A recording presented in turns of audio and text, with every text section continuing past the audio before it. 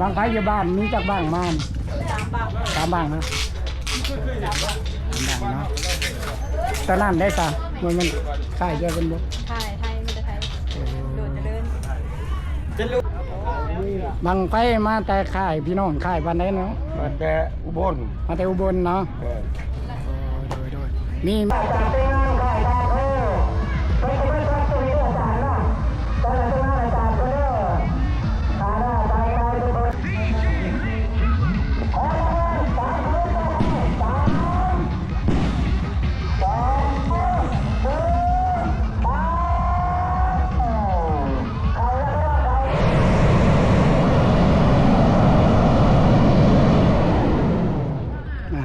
สบายดีพี่น้องกับตาสบายดีเด้อพี่น้องFCเบิดสุขคนเนาะมื้อนี้ก็บ่าวอื่นเคยผู้ไทยก็มาเก็บภาพบรรยากาศพี่น้องงานบุญประจำปีอยู่ที่บ้านน้องบัวทาพี่น้องเป็นงานบุญบั้งไฟแสนพี่น้องเดี๋ยวสิมาถ่ายบั้งไฟแสนให้พี่น้องชมนำกันเด้อพี่น้อง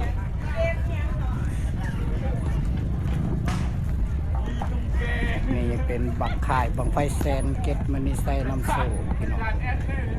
เป็นข่ายบังไฟอยู่ที่บ้านทาโพพี่น้องเลย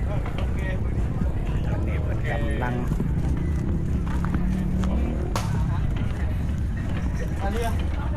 สบายดี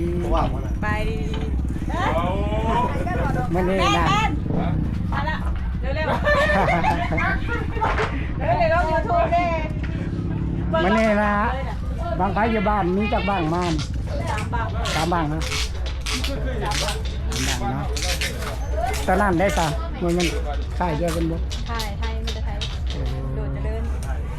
จรวดมีหางตอนนี้กำลังคัดหางมีจรวด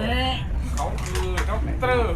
มีสามบ้างบางไฟแสนผู้เชี่ยวชาญมาแต่บ้านทาโพพี่น้องเมืองไซปูทองเราเนาะเวลาตอน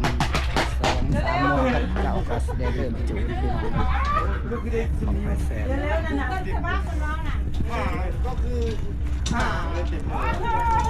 อากามีบังไฟแสนขายพี่น้องมาแต่ไทยเนี่ยเนาะที่นี่มี2 บังพี่น้องขายบังไฟ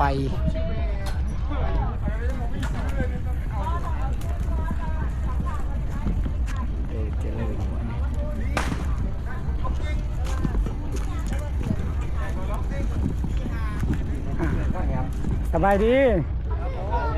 บังไฟมาแต่ขายพี่น้องขายวันไหนเนาะมาแต่อุบลเนาะมี2 บังมารวมงาน2 บัง2 บังเนาะมีบังไฟแสนบ่ไฟแสนคือชี้งานตัวไหนทั้งไหนเนาะไฟแสนขายบังไฟแสนพี่น้องมาแต่ไทยขึ้นมารวมงานบุญบาทน้องบัวทาพี่น้องมี2 บังบรรยากาศพี่น้องคือฝ่าคือพ้นมาเลย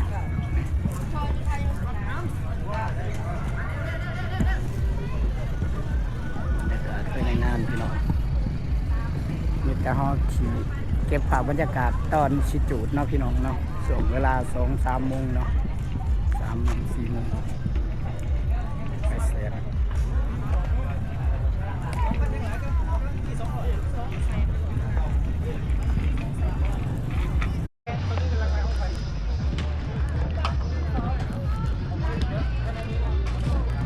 เดี๋ยวเอามาเก็บขายบังไฟแสนบริเวณนี้นะพี่น้อง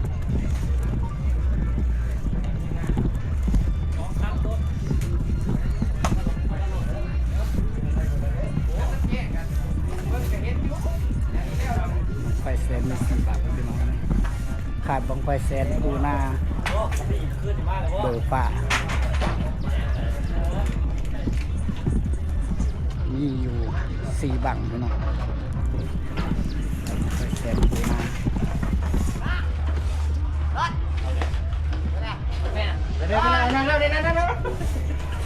ขายบังไฟแสนปูนาในมาตาบ้านเลยนะ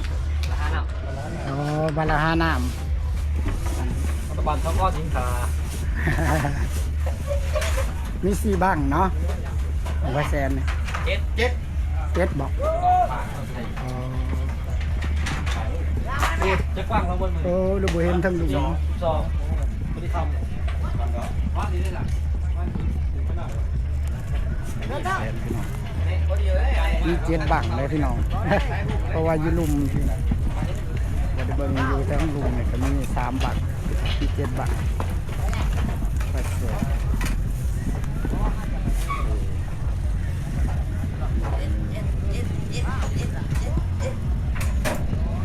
นี่แต่รอเก็บภาพบรรยากาศตอน 3-4 โมงเนาะ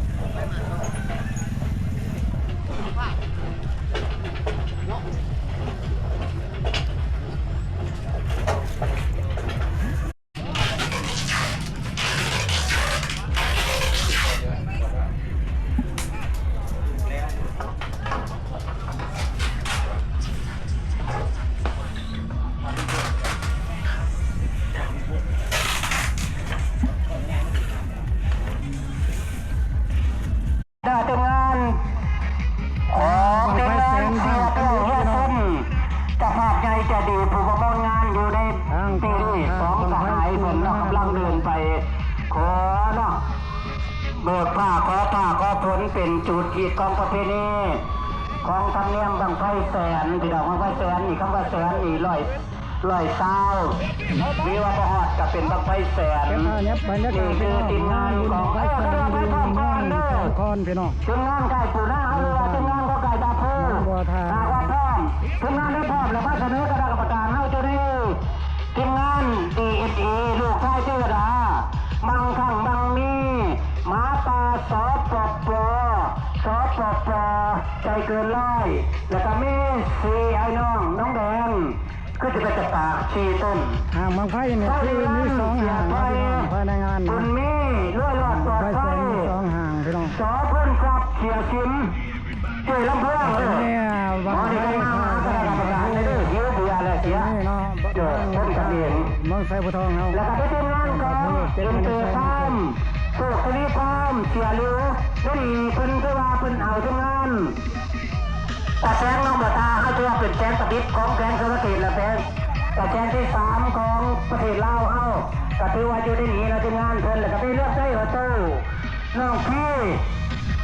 ดูสอนหรอแล้วก็พุทธพักดีมีทีมงานคุณลาพันเลือกใช้กาแฟอาจจะได้เป็นทีมงานกับเสียเบี้ยวเสียต้นจะพาไว้ใจดีเฮาตอนนี้คณะกรรมการ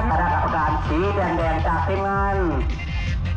น้องปูนาเบิกฟ้าค่ายละ5 นำกันนี้ใกล้ๆนี่เลยนะพี่น้องเนาะตอนนี้กำลังผมมีหางเครื่องที่ทีมงานน้องปูนาเขาก็จะมีประสานงานมาเลยดื้อมาหาตั้งทีมงานเขาก่อนกันบ่มีก็ถือว่าแล้วแต่เราวิชาการแต่ทีมงานของเรื่องใช้เพิ่นว่าถาทูสิได้กันได้หากว่าใช้พร้อมก่อนขึ้นก่อนแต่ระเบียบตามกติกานี่ต้องอยู่ใน12 บังต้องมาลงทะเบียนนะตามประเพณีตามประเพณีเด้อท่านบริปีแล้วก็เจ็บบริปอยตั้งไฟหน่อยหากว่าไฟมีความสามารถพออยากมาจุดกับลงทะเบียนด้วยกันพิเศษเนาะ เขาเสียก่อนย้ำไปเขาเสียก่อน เพราะว่าให้สิไล่เรื่องระเบียบไปเนาะเกี่ยวกับการผู้ลงทะเบียนแล้วเลยจะบอกเวลาว่าจะได้ขึ้นกำไรเนาะแต่ให้สิเรียกเวลาให้ท่านให้สิบจักไปนั่นแหละเล่นไม่แหละบอกว่าใครจะขึ้นตอนนี้ตัดเอาเลี้ยงก่อนแล้วมันจะได้บ่ทันตัวเหตุการณ์เนาะแต่ดีๆแต่มันมี2 ห่านเด้อมี2 ห่านนิดหน่อยรอไปเด้อบอกเลยให้ดูนั่นฝากตัวไม่ได้เกี่ยวกับหอกเลยแบบเลย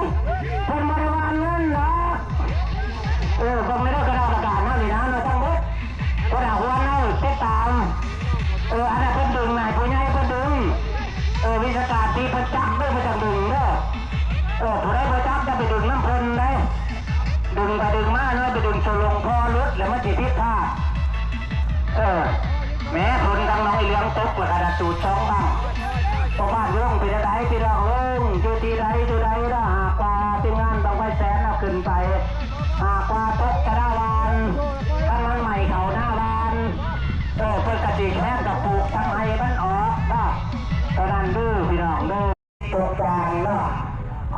ขึ้นสูงลงซาทำเวลาได้หลายลงตีปลอดภัยปืนเป็นลงมันใจหน้าบ้านของบ้านน้อยของมันคณะกรรมการนี่จะเป็นยังเนาะหาปัจจัยบริจาคแจกของอยู่ในเสียเดียวเสียเส้นตั้งแต่นี้ของ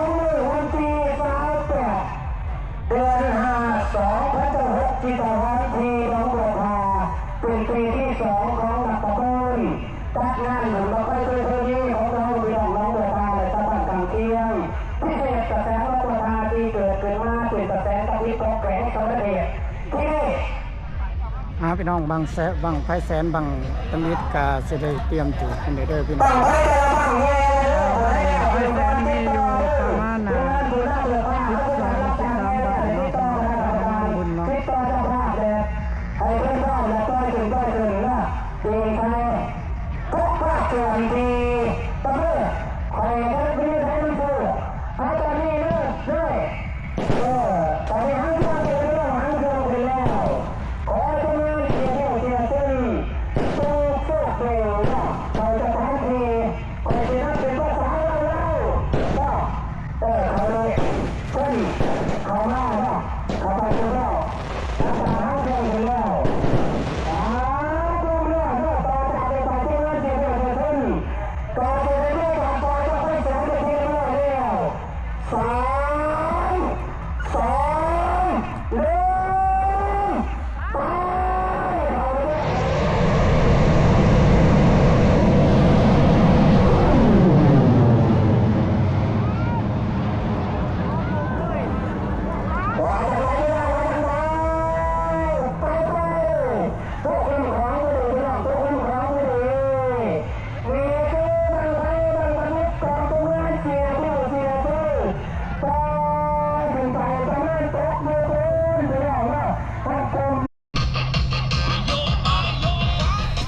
พี่น้องเป็นบางไฟแสนบางที่2เนาะของทีมงานบันตะโพนะพี่น้องเป็นค่ายบางไฟเก็ตมันนี่ใส่น้ำโศกอยู่ที่เมืองไซบัวทองนะพี่น้องนี่คือบรรยากาศในงานบุญประจำปีอยู่บ้านน้องบัวทาพี่น้องงานบุญบางไฟแสนเนาะเมืองสองทอง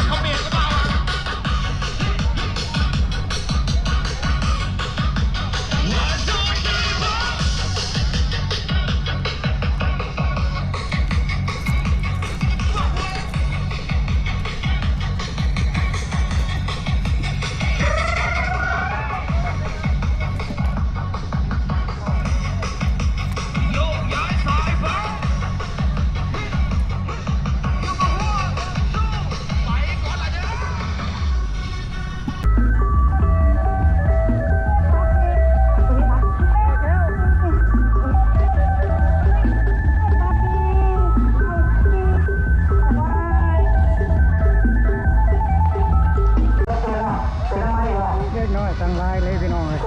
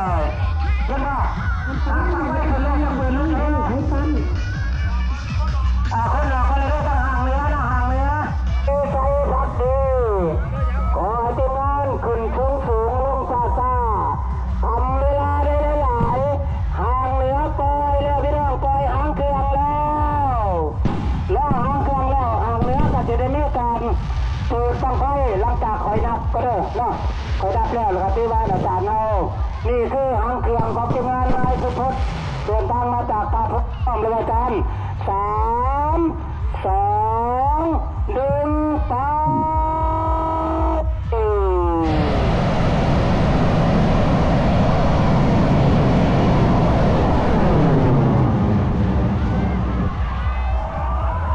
ห